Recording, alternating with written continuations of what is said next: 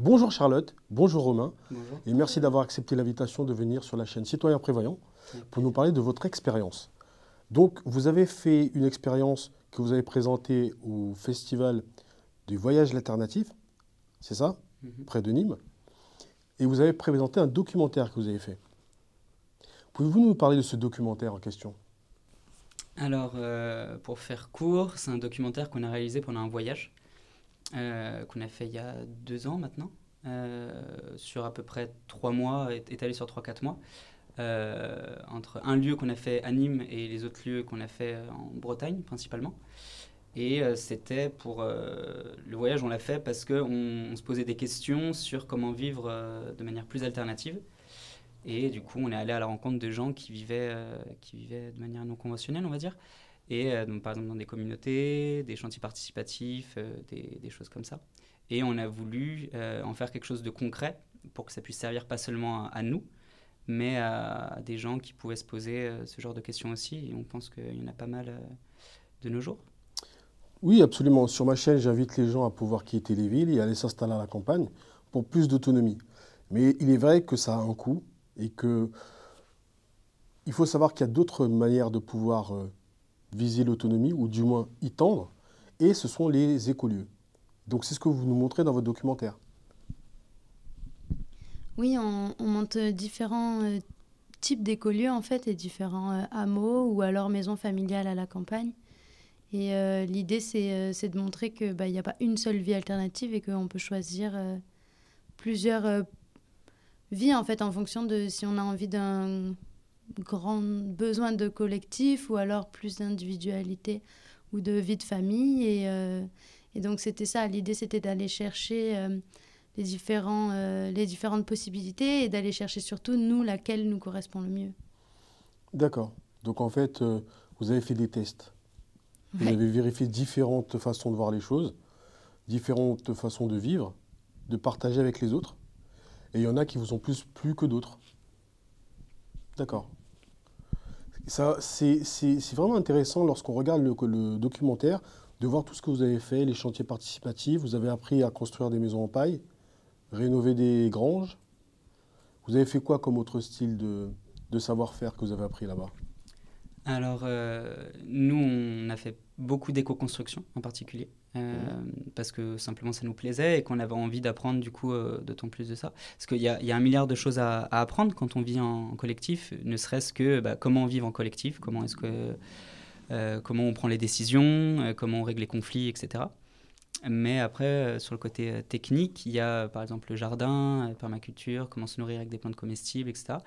Mais nous, on s'est focalisé sur l'éco-construction principalement, et du coup, on a travaillé avec la terre beaucoup, avec la paille, avec le bois, des matériaux, on va dire, nobles, naturels, écologiques, parce que c'est ce qui nous parlait principalement.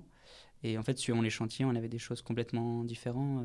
À la Coudray, on a fait par exemple ce qu'on appelle le béton romain pour faire des dalles, etc. Dans d'autres, on a fait de l'isolation en paille. Donc il y avait pas mal de, pas mal de choses. Donc c'est une expérience que vous êtes entièrement satisfait puisque vous en avez fait un documentaire. Et c'est quelque chose que vous comptez recommencer? Faire d'autres documentaires? Oui, on a envie de faire un autre documentaire et on avait envie on avait commencé à travailler dessus et on a vu qu'on n'avait pas envie de faire un documentaire amateur par la suite.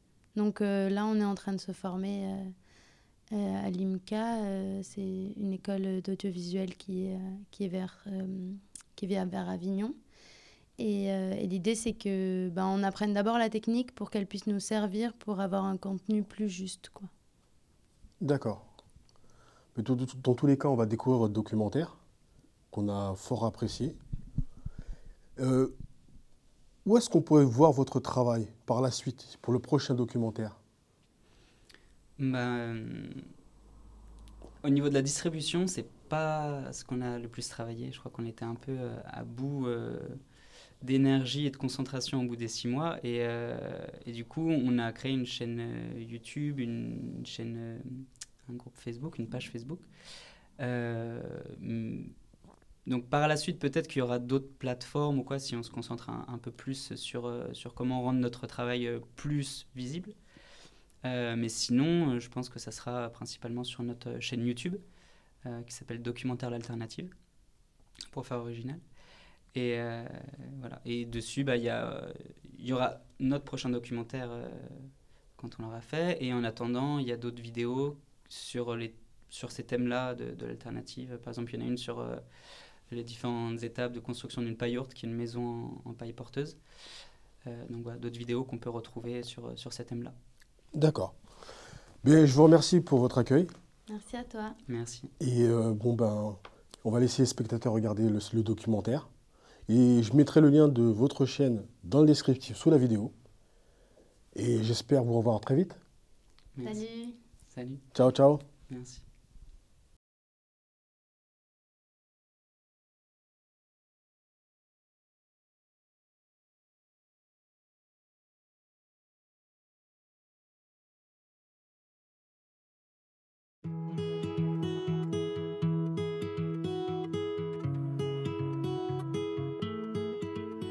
Suis-je sur mon chemin?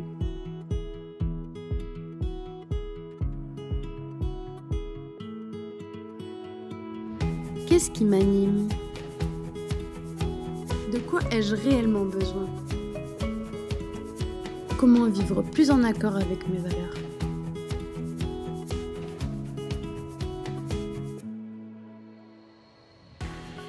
Poussés par ces questionnements, il devenait essentiel pour nous d'initier une recherche active. Sachant que nous sommes nombreux à être en quête de sens, il nous semblait nécessaire de partager notre expérience via ce documentaire. En tant qu'amateurs, c'était pour nous un véritable défi que de le réaliser. C'est loin de l'agitation du monde, en Ardèche plus exactement, que cette histoire commence. Un, deux, trois.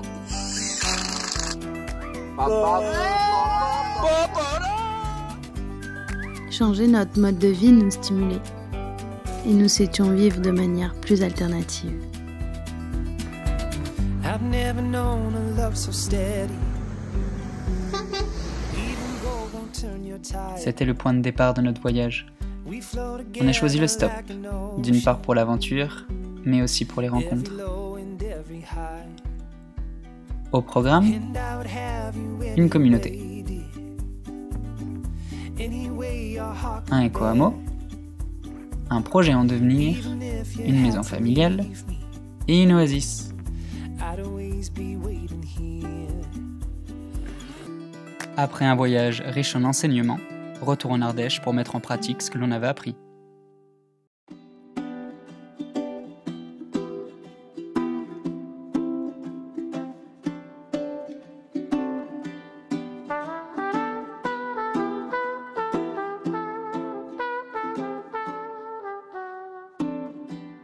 Entre autres, permaculture, éco-construction et réalisation de notre documentaire.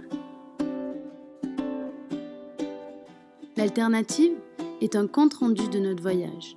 Il a pour vocation de partager des réponses aux questions que l'on se posait et à celles que l'on a trouvées sur notre chemin. Il donne la parole à des femmes et à des hommes qui ont fait le choix de sortir des sentiers battus.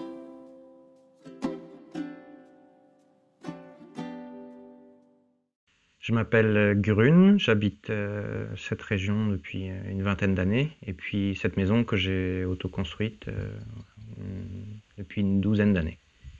Voilà, mes activités principales sont le conseil, la formation, l'accompagnement pour les gens qui souhaitent construire eux-mêmes leur habitat, un habitat écologique, quoi. Voilà, avec une spécialité sur les matériaux, bois, terre, pareil. Je m'appelle Céline et je construis en fait un bâtiment en paille, en autoconstruction, accompagné et en chantier participatif. Je suis charpentier, j'ai toujours aimé construire des trucs, donc j'ai réussi à en faire mon métier et avec Marina on a eu des enfants et on se voyait pas faire construire une maison par quelqu'un d'autre que nous. Ce qui est important pour nous, c'était de se créer déjà un cocon familial, effectivement, où on va être bien, où on va pouvoir partager des moments de vie en famille qui soient privilégiés, quoi, qui puissent se faire dans de bonnes conditions, dans une maison agréable à vivre. Je m'appelle Eric, j'ai 56, je crois. Je suis arrivé il y a 10 ans. Je me suis posé là, c'était un terrain familial. L'idée, quand même, c'était d'être en autonomie, de pouvoir faire mon jardin. Petit à petit, des amis sont arrivés, ça a construit, ça a fait ça. Et puis voilà, c'est devenu un lieu où plusieurs personnes habitent et j'en passe. Enfin voilà. Je me présente, Emmanuel. Et j'ai 63 ans, 4 enfants. Et j'ai un passé encore un peu présent d'architecte.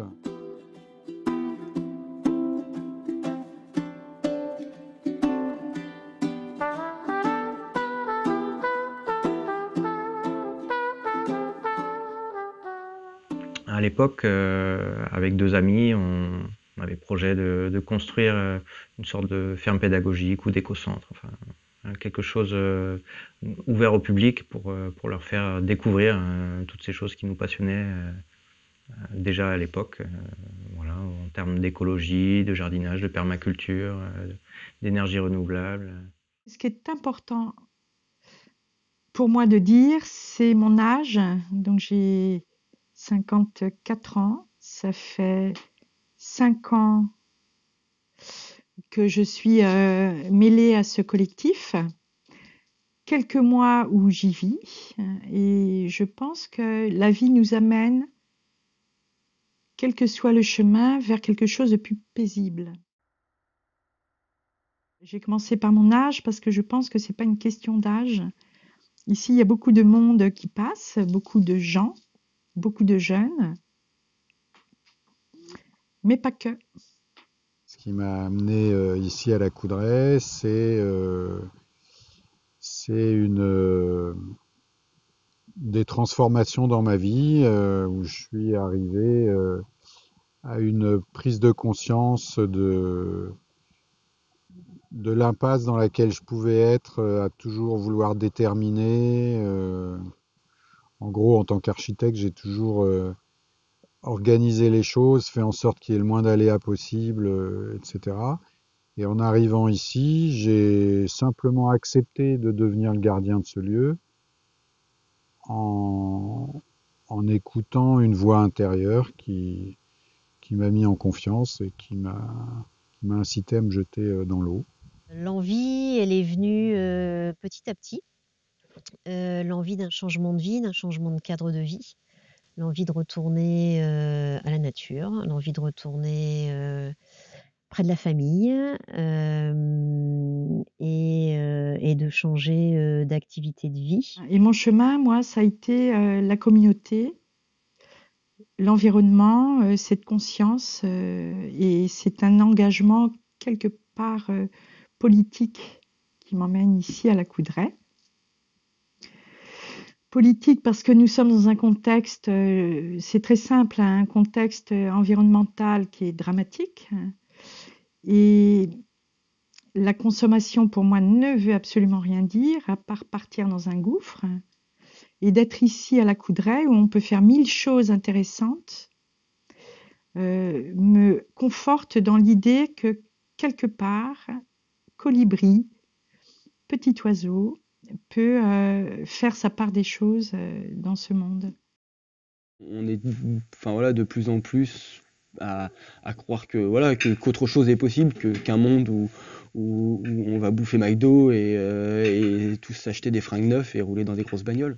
En fait, aujourd'hui, que ce soit pour choisir le mode d'instruction de ses enfants ou pour choisir la façon dont on habite le paysage, et pour choisir plein d'autres choses en fait, pour choisir la façon dont on vit en fait finalement. On est libre tant qu'on choisit parmi les cases.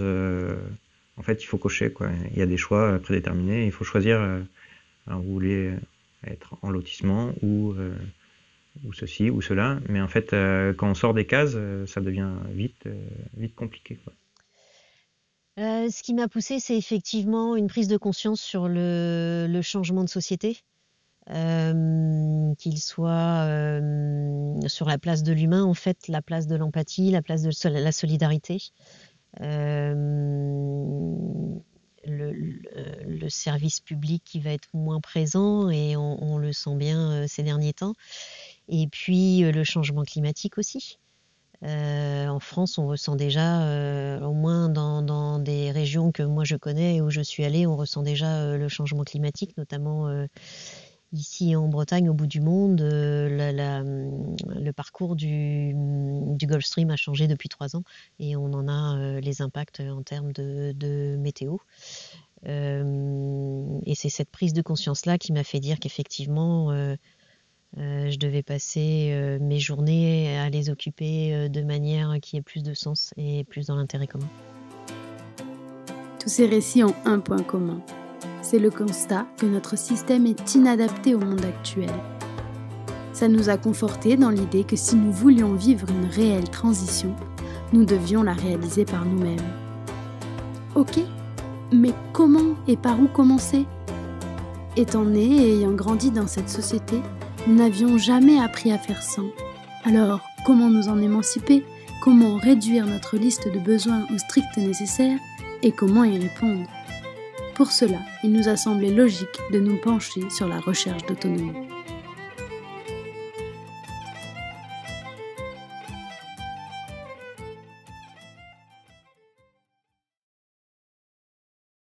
À l'époque où je suis arrivé ici, où donc on a commencé à développer une activité de maraîchage sur la pépinière d'activité, là, c'est quelque chose qui nous animait fort, moi et mes 2 amis. La recherche d'autonomie, quoi. C'était vraiment quelque chose qui était important pour nous. Donc me rassurer que j'étais capable de construire moi-même mon habitat, que j'étais capable moi-même de produire ma nourriture à partir de la terre, quoi. Moi, je me suis lancé dans cette vision-là de l'autonomie comme une source d'émancipation. Au départ, il y avait beaucoup une notion d'autonomie matérielle, comment construire ma propre maison, comment me chauffer, comment m'alimenter. Donc faire mon propre jardin, pouvoir pousser mes propres plantes. Pas que ce soit des gens qui fassent les choses pour moi ou de l'autre bout du monde et sans que je sache leurs conditions, etc. Donc mon idée, c'était vraiment d'être autonome pour pouvoir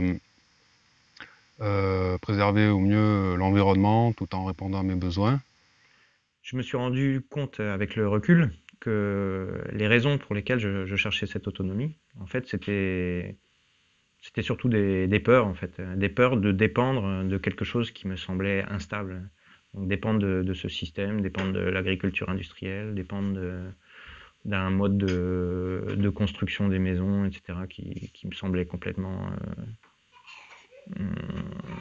comment dire, pas durable, quoi. Et donc j'ai commencé par faire des fours solaires, des rocket stoves, puis des flex-yurts.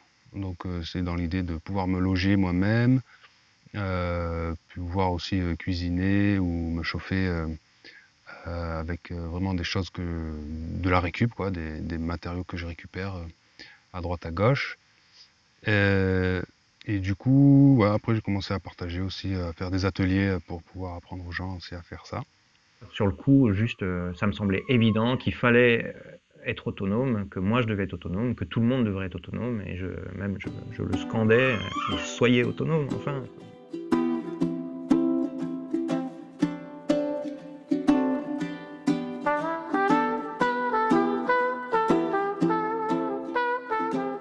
Mais en fait, quand on dit juste être autonome comme ça, pour moi, c'est un peu vide de sens, parce que notamment par mon étude de la permaculture, maintenant ça me paraît évident qu'en fait on est tous interdépendants, quoi. Il n'y a pas de forme de vie autonome sur Terre.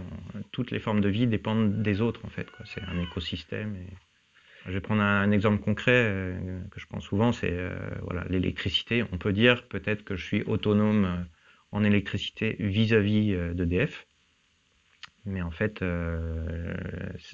j'ai des panneaux solaires, mais je ne suis pas autonome en électricité vis-à-vis de mes panneaux solaires. En fait, je dépends de mes panneaux solaires, qui eux dépendent de l'industrie électronique japonaise, qui elle-même est alimentée par des centrales nucléaires, qui ont été dessinés par Areva, qui est de mèche avec EDF. Et du coup, de lien en lien, je suis moi aussi lié à EDF et dépendant d'EDF si je creuse un peu plus loin, quoi. Du coup, l'autonomie absolue, voilà, c'est un concept qui me semble maintenant un peu creux, quoi. Et puis il y a un autre côté où, bah, voilà, si aujourd'hui je voulais faire mon électricité, mais aussi mes légumes, mon pain, mon miel, mes chaussures, et je ne sais, en fait, bah, ça me prendrait quasiment tout mon temps, en fait, et j'aurais plus le temps de développer ce qui m'est spécifique et ce que j'ai à offrir peut-être aux autres, à la communauté autour.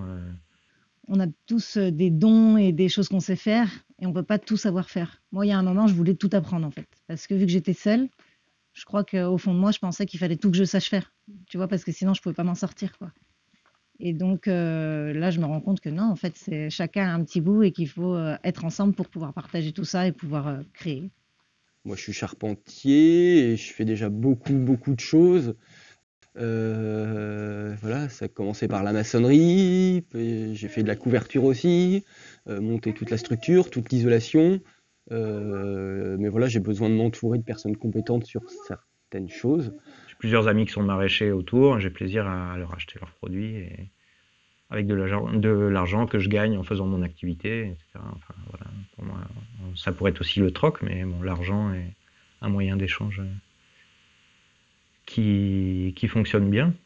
Voilà, j'ai des envies professionnelles, donc l'idée serait certainement de monter une scope ensemble à 3 charpentiers et certainement aussi de s'associer avec d'autres entrepreneurs dans le bâtiment, un couvreur, un maçon, pour pouvoir proposer voilà, à tout le monde de l'habitat écologique sur de l'autoconstruction ou pas, avec un accompagnement ou pas, et aussi l'idée de s'associer à plusieurs entrepreneurs, c'est effectivement de pouvoir mutualiser des outils, partager des carnets d'adresses, se donner des coups de main, apprendre les uns des autres, travailler de manière intelligente ensemble.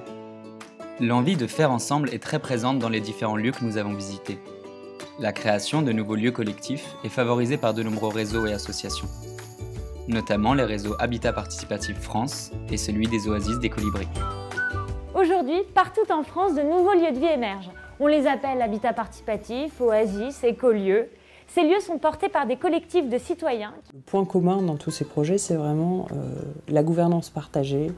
Donc prendre des décisions ensemble, être bienveillants les uns vis-à-vis des autres, être dans une démarche d'entraide et puis l'écologie au cœur de tout ça. Voilà, ils sont maraîchers, ils sont tourneurs, ils sont boulangers, donc ce sont des gens qui ne font pas que dormir à du lin, mais qui vivent toute la journée. Ça ouvre la voie sur ces formes collectives, collaboratives, qui vont devoir s'inventer, parce que je crois que là où on en est, on n'a pas le choix que d'aller vers ces formes-là. Donner de l'exemple, montrer que c'est possible, faire autrement sur les projets de logement. Je crois que l'habitat participatif répond aujourd'hui à beaucoup de critères qu'on aimerait et qu'on souhaiterait sur un territoire, que ce soit le vivre ensemble, le développement des matériaux écologiques, développer peut-être des circuits courts ou en tout cas une autre manière de vivre plus collective.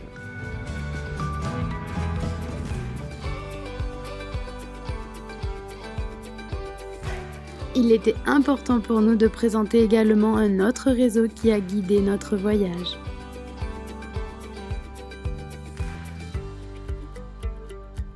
C'est Twiza, un site qui met en lien des autoconstructeurs et des bénévoles motivés souhaitant découvrir des techniques d'éco-construction et apprendre en pratiquant. Ce site recense les chantiers participatifs en France, ce qui permet de contacter les porteurs de projets afin d'aller les aider pour une ou plusieurs étapes de leur construction. De plus, grâce au fil d'actualité, nous pouvons être tenus au courant de l'avancée des différents projets. Contribuer à des chantiers participatifs permet grâce au travail collectif de s'enrichir tant au niveau technique qu'humain, et également de se créer un réseau de personnes ayant une nouvelle vision d'un habitat plus sain pour faire évoluer nos projets personnels.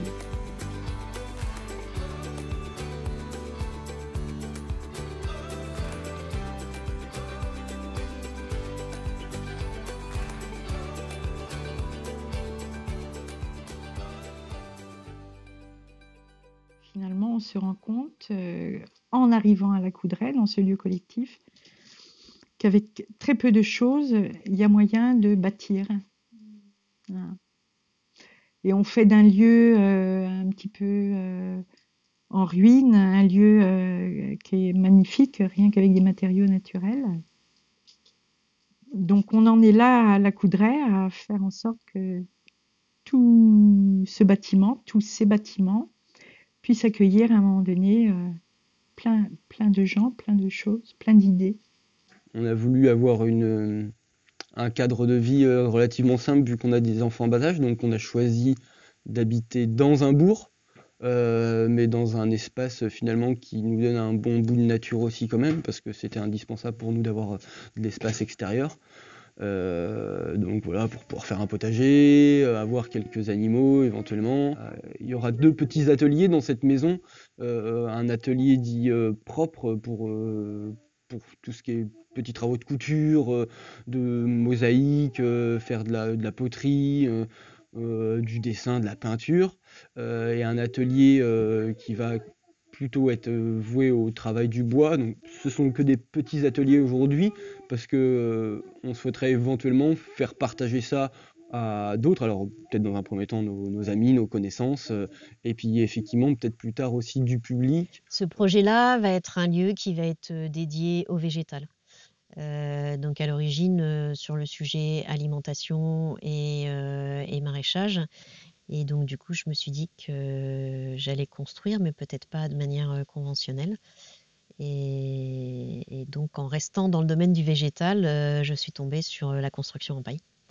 Et ben, de la même manière que j'avais fait un petit cheminement sur le maraîchage, j'ai fait aussi un cheminement sur la construction en paille en suivant une propaille, qui est une formation un peu plus théorique que pratique d'une semaine. Et par la suite, en allant pratiquer sur des chantiers participatifs, sur une quinzaine de chantiers. On a pu accueillir pendant l'année 2019 peut-être une 30 ou 35 personnes différentes qui sont venues nous donner des coups de main. Certaines c'était juste un jour. Il y a des gens qui sont restés beaucoup plus longtemps sur la durée, qui venaient tous les jours pendant quelques mois. Il y a des gens qui sont venus passer 1 à 2 semaines entières chez nous, qui ont habité avec nous. Et ces rencontres et tous ces gens-là nous ont permis de monter aujourd'hui cette maison, parce que moi tout seul avec mes petits bras, j'aurais pas pu monter des murs aussi hauts tout seul, installer des vitrages de cette envergure-là tout seul. C'est incroyable les capacités qu'on peut avoir en nous, dont on n'est pas forcément conscient soi-même. C'est aussi le fait de faire confiance. C'est pas évident de se dire voilà, on va construire quelque chose. Il y a des gens qui vont venir, qui, comme moi je l'étais, pas formée du tout quand j'ai fait moi-même en tant que participante mes premiers chantiers participatifs.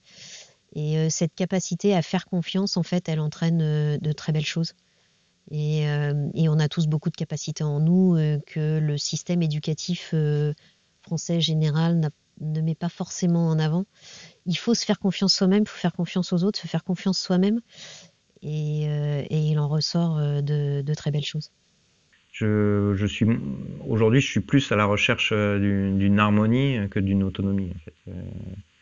Donc voilà, de l'harmonie, déjà avec moi-même, et puis voilà, dans mon couple, dans ma famille, dans mon voisinage proche. Si je m'en tiens juste à l'autonomie matérielle, c'est pas top, quoi. Enfin, ça me nourrissait pas mon être. Et du coup est venue une définition de l'autonomie plus large qui inclut du coup la relation avec l'autre, la relation aussi à moi-même. De plus en plus, je vois l'autonomie plus aussi comme un côté spirituel, relationnel, émotionnel. Donc les choses qui sont pas forcément palpables, quoi, pas matérielles. Ouais, pour moi, l'autonomie, c'est reprendre la maîtrise de comment moi je veux mener ma vie, vers quoi je veux aller. Le choix d'un mode de vie qui nous correspond nécessite une prise de position individuelle forte pour reconsidérer les valeurs socialement admises qui sont souvent synonymes d'individualisme et de compétition. Pour cela, les remises en question et la force de sortir de sa zone de confort sont des outils indispensables. Nous avons remarqué qu'accepter ses convictions et nourrir ses différences permettait de vivre au plus proche de son éthique et de ses envies. Nous nous sommes donc interrogés sur les valeurs partagées par les personnes rencontrées sur notre route.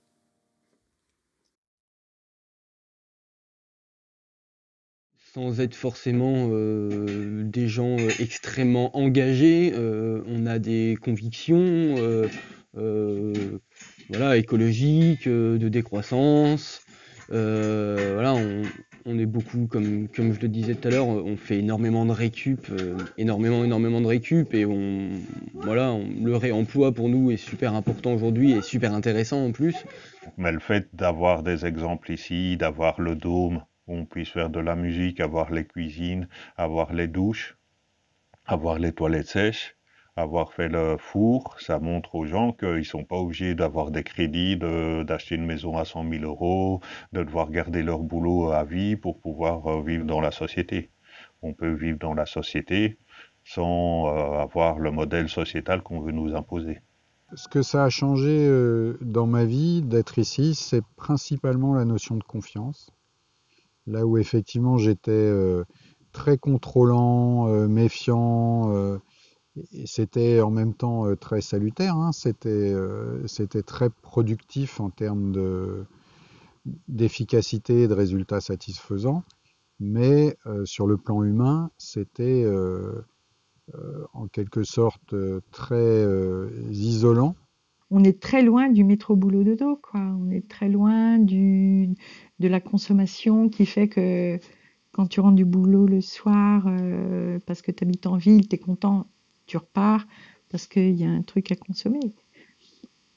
Non, là, c'est on se détend, on se pose et puis on repense, enfin moi, hein, à la journée et au bonheur qu'a pu être vécu. Et une journée ne ressemble jamais à une autre. Par rapport à un travail, c'est vraiment différent, quoi. Je sors pas de chez moi à 8h et en faisant ma journée, en rentrant chez moi le soir, c'est voilà, dans la même journée, en fait, il n'y a pas vraiment de distinction entre le travail entre guillemets que je fais et ma vie perso à côté. Et voilà, et moi je voulais pas passer à côté de moments de vie ensemble, donc c'est aussi pour ça qu'on a choisi d'habiter sur le terrain qu'on avait acheté, dans un mobil-home et une petite cabane qu'on a construite, pour pouvoir vivre tous ensemble ce projet-là, et que moi je puisse aussi, on va dire, vivre, profiter de la vie, profiter de mes enfants, et voilà, que le projet du coup avance à son rythme, mais voilà, mais que je me sente pas exclu de ma famille, et que ma famille se sente aussi intégrée vraiment à ce projet-là qui est le nôtre. Et on recommence. Donc là, on sait qu'on a mis cette quantité de terre, 2 seaux et demi de chaux, et on a rajouté de l'eau. Essentiel dans des collectifs, dans des lieux comme celui-ci, de transmettre, c'est que notre vie, qui est tout à fait humble, hein, puisse servir d'exemple pour ceux qui veulent bien regarder ce qui se passe. Et c'est pour ça que quand on transmet quelque chose, une façon de vivre ou un savoir-faire, c'est pas pour la coudray, c'est pour que ça puisse se diffuser d'une façon ou d'une autre. Alors effectivement, le rapport de l'Oasis à l'extérieur, il est aussi très important. C'est-à-dire que cette expérience, elle n'aurait pas de sens si elle était isolée pour le bien-être que de ceux qui sont à l'intérieur. Ça fait partie des éléments du manifeste des Oasis en tout lieu. C'est d'être un lieu de ressourcement, mais en étroite communication avec la ville. Moi, le mercredi soir, quand je fais la livraison dans les AMAP, je suis comme en fête. Et je sens que cette joie que j'ai, elle est importante aussi pour témoigner que ce qu'on vit, c'est pas un retour au Moyen-Âge, c'est pas et que notre sobriété, la rusticité du lieu, ça peut être des sources de joie, de bonheur, voilà. Comme ce qu'on vit nous ici, quand on va faire une cueillette sauvage et qu'on se retrouve avec le produit de cette cueillette dans notre assiette. On parle de ça, de toute cette plante-là. Là, on voit la petite fleur blanche. Ok. Donc ça, c'est du mouron blanc. Donc là, c'est pareil, on ramasse les petites têtes comme ça. Et là, il est vraiment petit. Mama said his words, oh, so many times.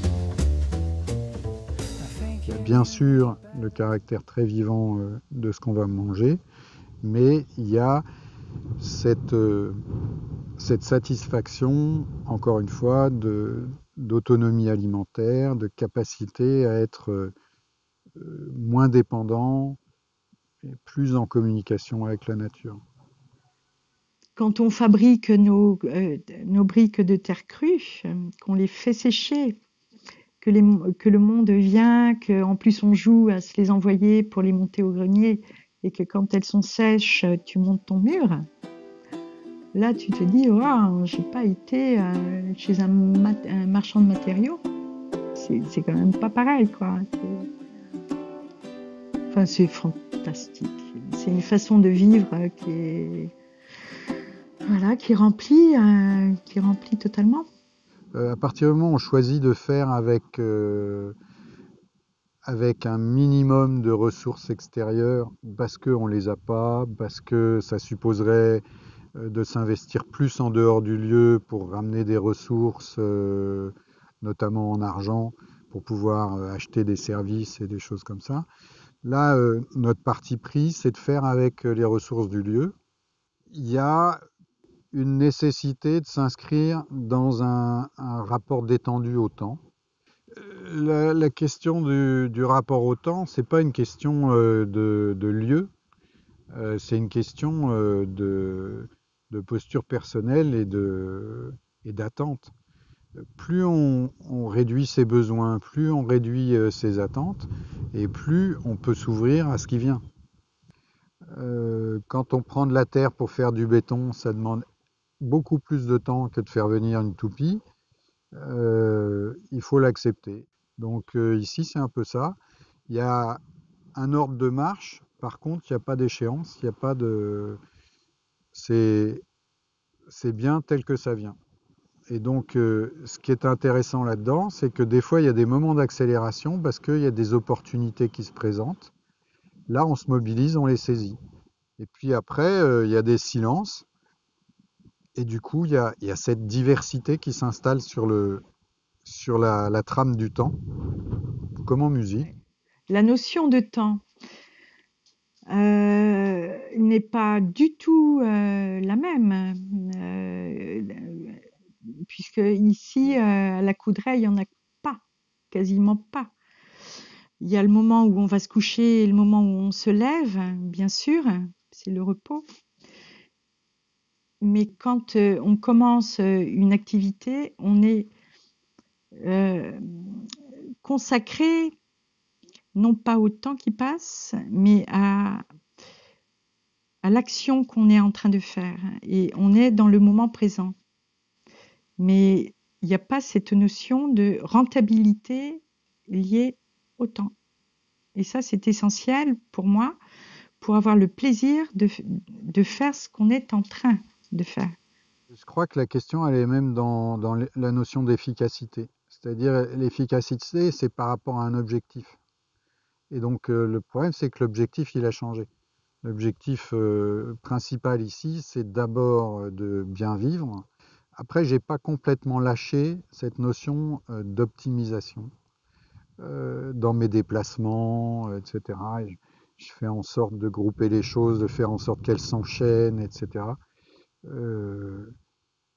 Je reste attaché à cette notion d'efficacité au sens pas perdre son temps. Si on fait des efforts, si on participe à une construction, l'objectif c'est qu'elle soit pérenne, ou alors on est conscient qu'on fait de l'éphémère, mais voilà. À chaque fois, c'est d'être cohérent par rapport au sens qu'on donne à ce que l'on fait.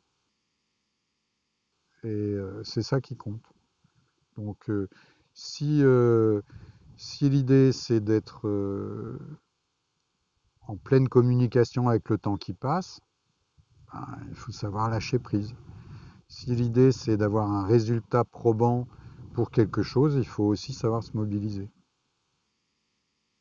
Donc quand on ne parle plus de temps dans le sens chronomètre, du coup on se rapporte davantage au rythme et à ce qui est important pour nous. Et bien évidemment, un rythme, si on veut le tenir, on est obligé d'écouter son corps.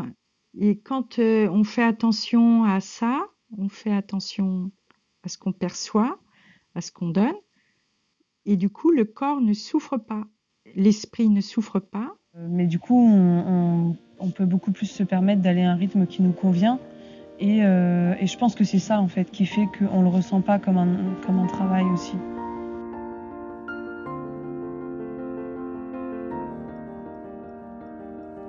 Être dans le moment présent, prendre plaisir à ce que l'on fait, écouter son propre rythme.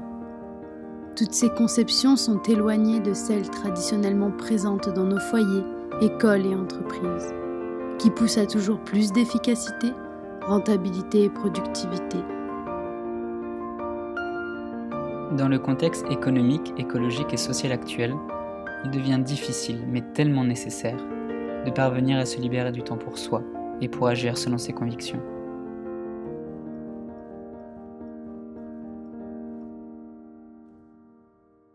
Bientôt, il va y avoir les élections municipales dans notre commune et moi j'ai été approché par un groupe politique jeune et qui se cherchait et qui m'a proposé de participer à leur réflexion. Et il faut faire quelque chose pour que le monde tourne mieux.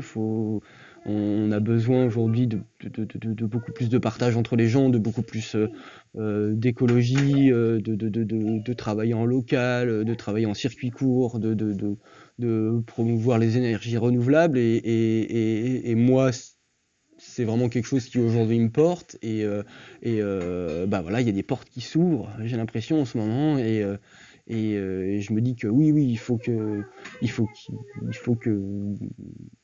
si j'ai le temps de le faire, il faut que je puisse m'investir dans ce genre de projet-là et travailler avec des gens pour faire en sorte que notre commune soit plus écolo, qu'on puisse, qu'il y ait une part de démocratie participative qui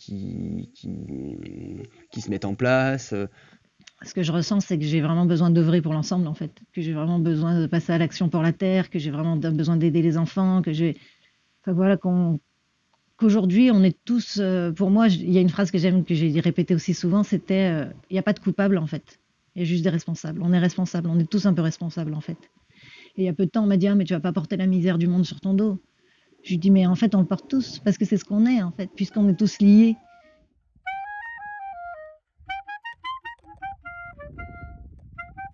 De plus en plus de gens se sentent concernés, arrivant à la conclusion qu'un changement profond est nécessaire. La difficulté pour beaucoup est de mettre en œuvre ce changement dans leur vie quotidienne. Certains se sont alors tournés vers le groupe, afin de passer de la réflexion à l'action. En témoigne le large tissu associatif français. Le collectif permet en effet de porter des projets à une plus grande échelle, en évoluant dans un milieu où les gens partagent les mêmes valeurs. Un groupe de musique Pour moi, c'est une communauté. Des jardiniers, des jardinières, pour moi, c'est une communauté. Et donc, ça m'a toujours parlé. On a tous vécu des moments collectifs, ne serait-ce qu'à l'école, pendant les études, ou dans des camps de vacances, ou ceci ou cela, mais avec en général une autorité qui donne un cadre, qui gère les conflits, ou machin. Mais alors, comment créer un collectif sans autorité supérieure ? Chacun a sa propre vision d'une vie en groupe. La balance collective-privée est spécifique à chacun et pour chaque domaine. Habitation, éducation, spiritualité, alimentation. Il est important, avant d'intégrer un collectif, de savoir quelles sont nos envies et quelles sont nos limites. Ainsi, chaque collectif a son propre fonctionnement et sa propre histoire.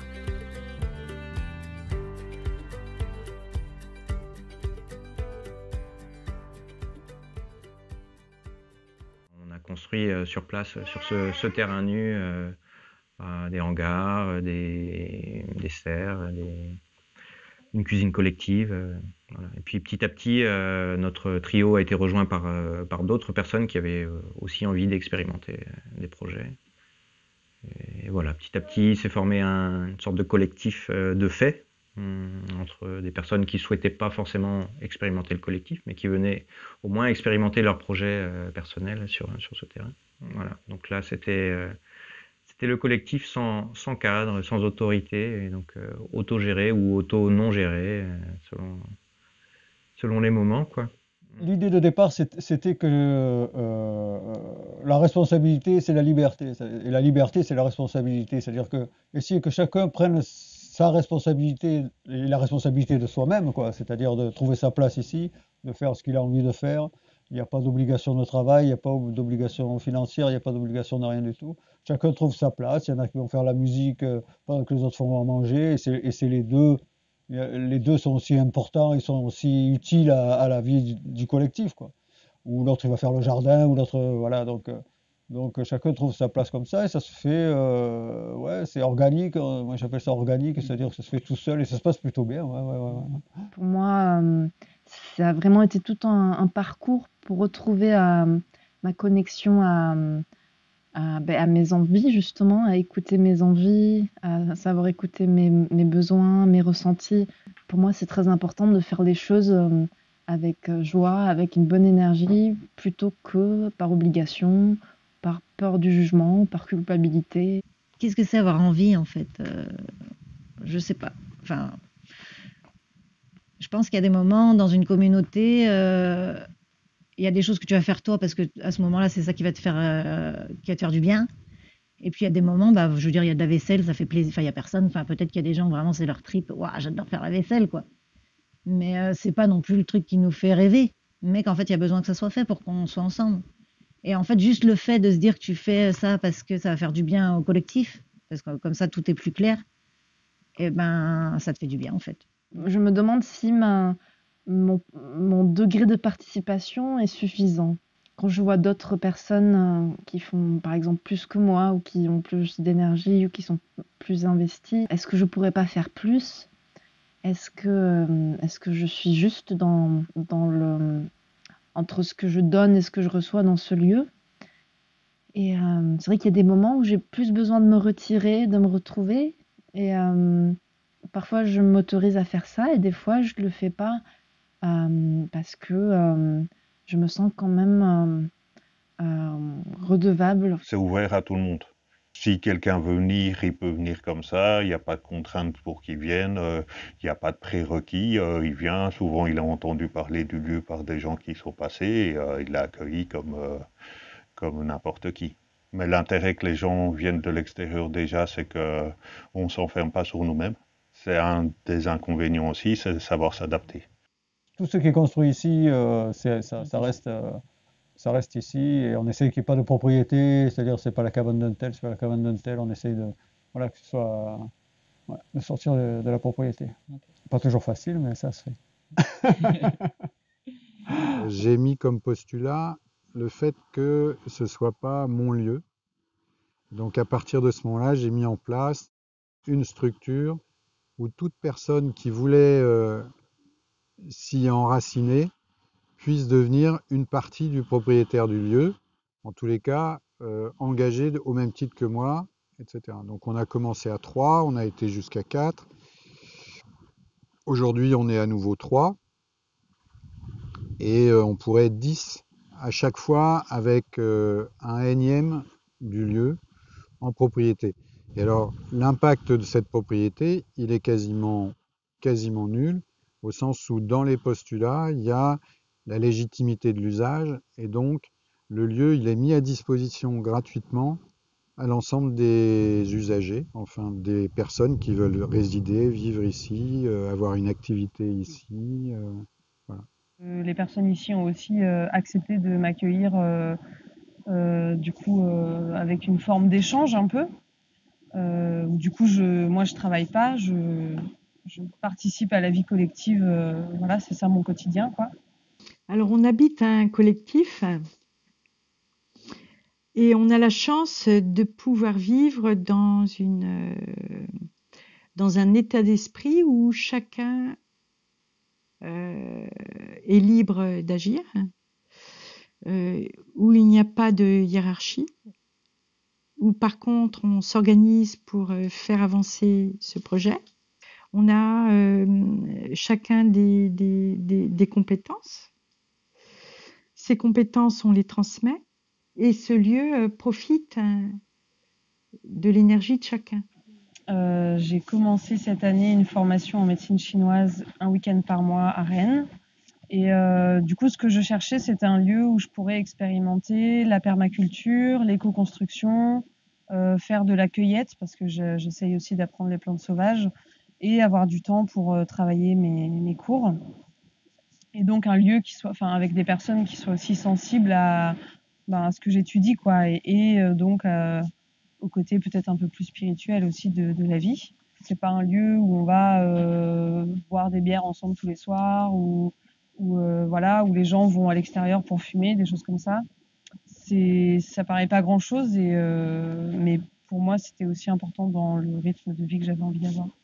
S'il n'y a pas d'alcool, pas de drogue, végétarien, et puis quand même c'est le respect de soi, de l'autre et de l'humain, voilà, c'est la base de l'endroit, quoi. Pas de drogue et pas d'alcool parce qu'on a vite découvert que ça prenait trop de place dans la relation à l'autre, quoi, et la drogue et l'alcool, c'est-à-dire que ça arrivait. Pour la drogue, c'était juste des pétards, quoi. Il n'y a pas non plus c'était pas très très grave non plus, mais ça faisait complètement partie de la vie et c'était au milieu de la relation, quoi. Donc c'est plutôt un lieu où on essaye de se soigner de ça, de toutes les addictions, de sortir de ça. Et tous les gens qui sont venus d'ailleurs, ils sont ravis de ça. Ouais.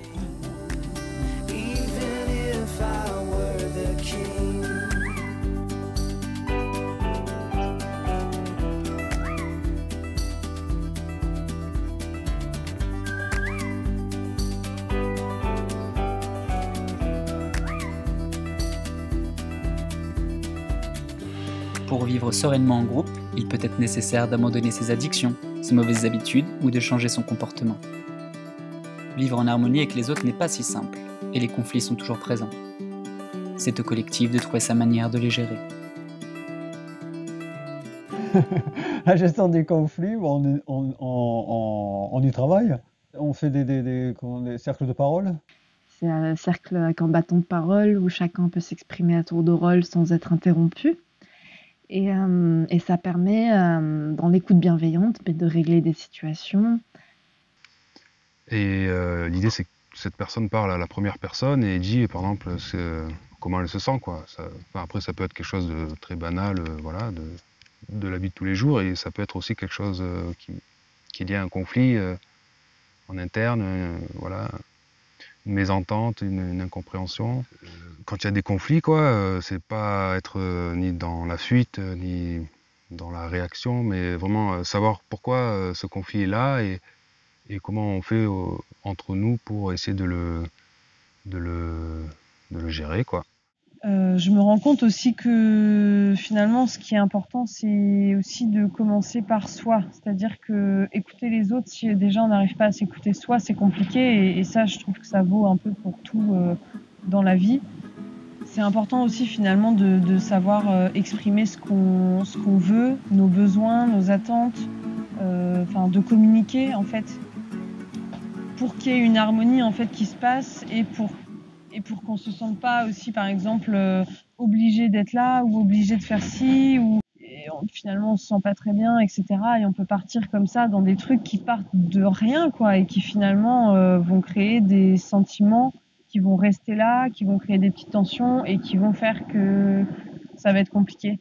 La grande difficulté et en même temps la nécessité, c'est d'avoir des échanges assez fréquents, d'être capable de partager son ressenti, d'éviter toute projection sur l'autre à partir des inconnus, des interrogations, des peurs. En fait, c'est aussi décentraliser un peu son point de vue. Et parce qu'en fait, on voit les choses de notre façon de voir, avec ce qu'on est, avec nos expériences, etc. Et en fait, quelqu'un d'autre aura vraiment des expériences différentes, des choses différentes. Et quelque chose qui, par exemple, pour nous, va pas nous sembler logique, peut sembler logique pour quelqu'un d'autre. Et du coup, au lieu de juger ça, essayer de prendre un autre point de vue, en fait, pour comprendre la chose autrement.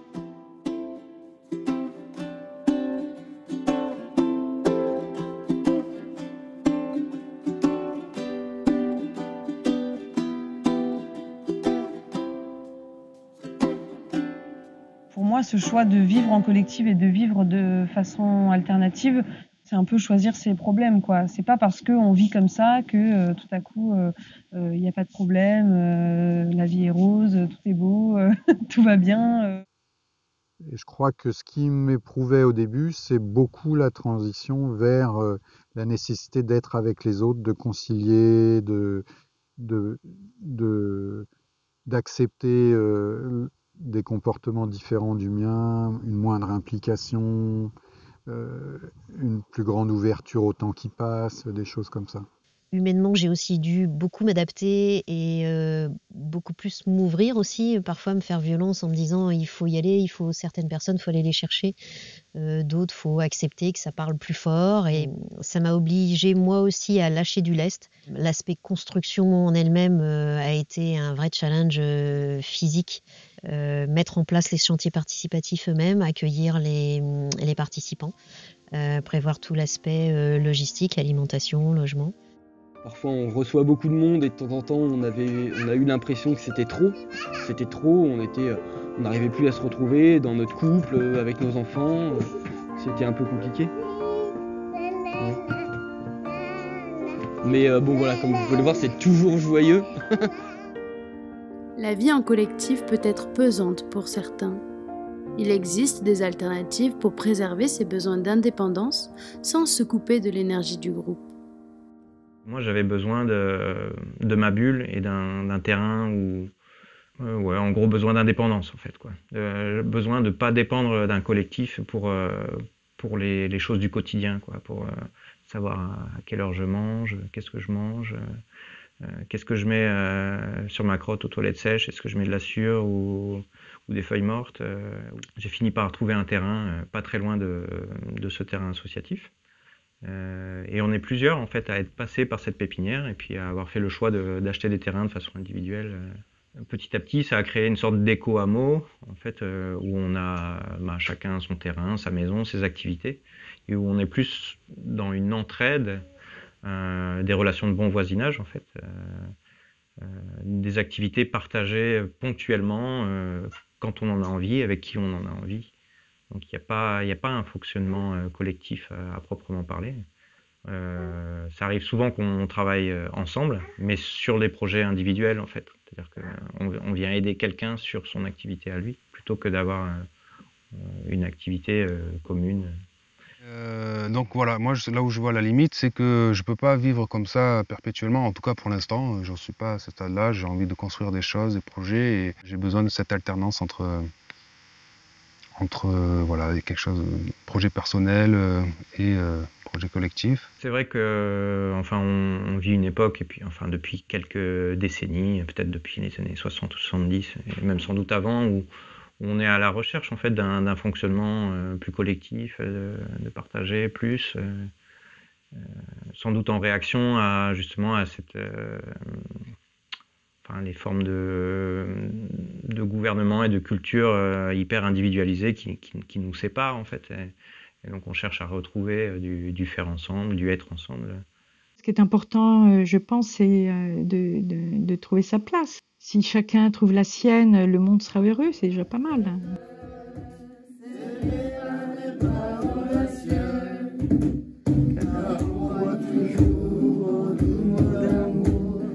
Ils sont mis avec les yeux. Moi qui aimais tant, je le trouvais le plus beau de Saint-Jean. Je reste glissé sans volonté sur cette Élysée. Alors, est-ce que j'ai trouvé ma place ici? Je réponds de façon catégorique, c'est oui. J'imagine pas que ma place soit ailleurs, non. Une cohérence dans ce mode de vie-là, je sens aussi une légitimité, quoi. Et puis je me retrouve aussi avec les gens qui vivent ici à avoir des valeurs qui sont communes, de vivre en autonomie, de manière le plus écologique possible. Donc voilà, on tend vers quelque chose d'assez sain pour soi, pour les autres et pour la planète. Il y a plein de projets ici qui se croisent, qui s'échangent et qui nourrissent les uns et les autres. Et qui nourrissent d'espoir et de bonheur. Parce que c'est pas une fois arrivé ici que tout est fini. C'est une fois arrivé ici que tout commence.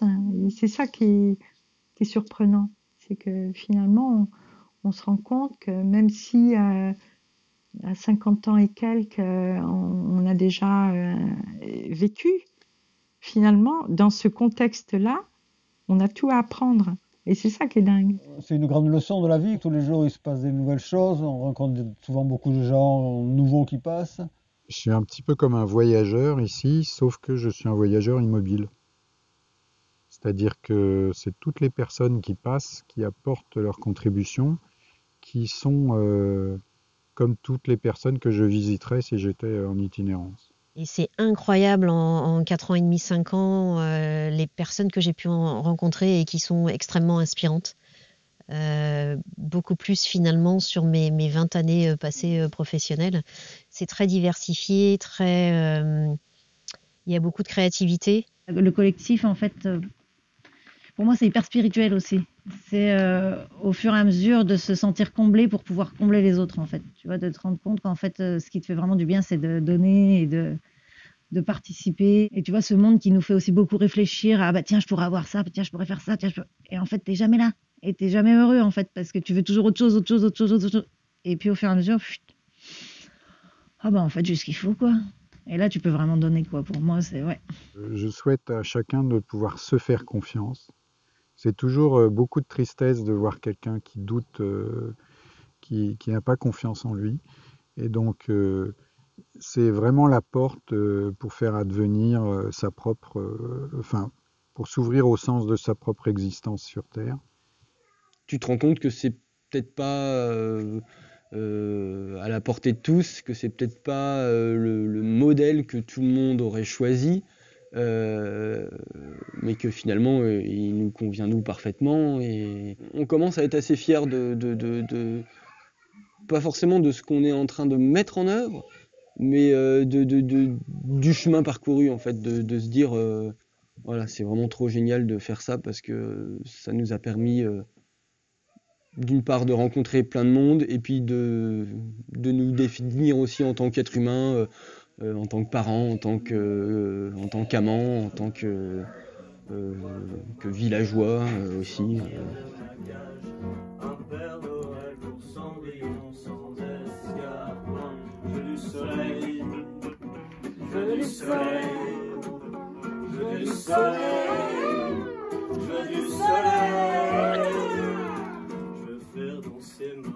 Après toutes ces rencontres et toutes ces discussions, ce que nous avons appris, c'est qu'il n'existe pas une façon de vivre. Il ne tient qu'à nous de choisir le chemin qui nous épanouira. Ce que nous avons montré n'est qu'un échantillon. Alors, à vous de choisir votre alternative. Je veux du soleil, y a du soleil.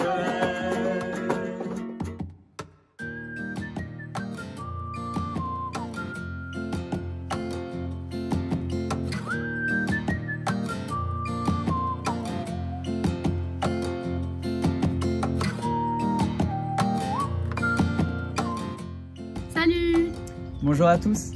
Alors vous venez de voir notre premier documentaire amateur qu'on a mis environ 10 mois à réaliser. On en est assez fiers parce qu'à la base on n'avait pas vraiment de compétences dans les domaines de l'audiovisuel, le cadrage, le montage, tout ça. Et on a tellement aimé ça qu'on aimerait en réaliser d'autres. Là sur des thèmes plus spécifiques comme la désobéissance civile ou l'éducation alternative. Et du coup, si vous voulez nous aider, en fait, ce qu'on a envie de proposer, c'est de pouvoir se mettre en réseau. Donc, si par exemple, vous avez des compétences particulières en technique, que ce soit dans la prise de son, dans l'audiovisuel, de manière générale, ben voilà, vous pouvez nous contacter par mail ou par Facebook. Et également aussi, si vous avez des compétences, par exemple, que vous êtes dans un projet d'éducation alternative ou de désobéissance civile, voilà, on serait vraiment heureux de pouvoir échanger avec vous. Voilà, merci beaucoup et n'hésitez vraiment pas à nous contacter. C'est vrai que ce serait super d'avoir un échange comme ça. Et de même, si vous voulez nous soutenir cette fois financièrement, on a créé une cagnotte sur GoFundMe. Et cette cagnotte, elle nous permettrait pour les prochains documentaires d'acheter déjà du meilleur matériel, parce que là c'est vrai qu'on a tout filmé avec simplement un téléphone portable et qu'on pourrait clairement gagner en qualité d'image et de son. Et ça nous permettrait aussi de nous payer des formations comme par exemple sur la prise de son, qui sont des trucs quand même assez techniques. Voilà, donc n'hésitez pas à aller sur cette cagnotte GoFundMe. Voilà, merci beaucoup d'avoir regardé ce documentaire, ça nous fait vraiment plaisir d'avoir pu partager. Et puis surtout, si vous avez envie de retrouver ces informations, vous pouvez aller sur notre page Facebook ou sur notre YouTube, donc c'est Documentaire l'Alternative. Voilà. Encore une fois, merci d'avoir regardé et si vous l'avez trouvé intéressant, n'hésitez pas à partager ce documentaire avec tous vos proches, vos amis, vos voisins. Ouais, merci. Merci.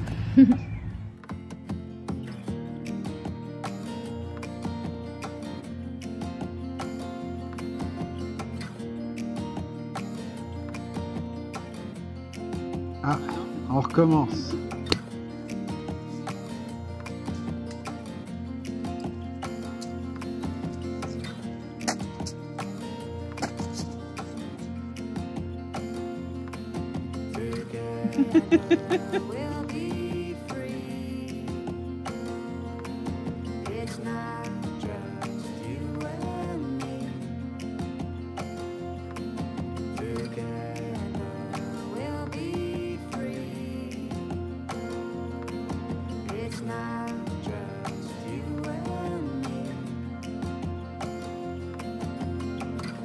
Oh, Rumi, que t'es beau. Ouais, c'est Rumi. Hein. Oup, oup.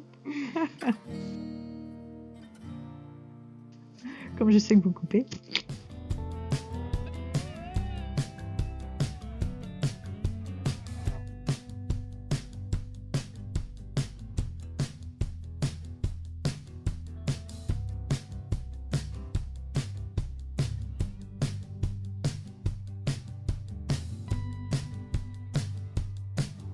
Et il y a comment les autres se positionnent vis-à-vis de moi pour me laisser l'espace, le temps nécessaire à ce que je fasse ma propre expérience. Je suis d'accord avec vous.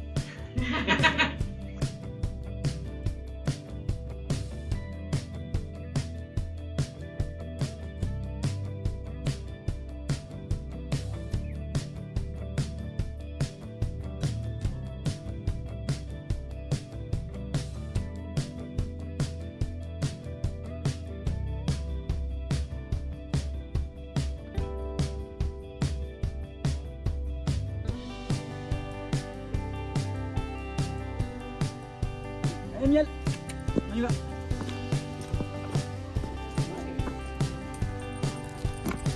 Alors, révoltez-vous. Top. On coupe.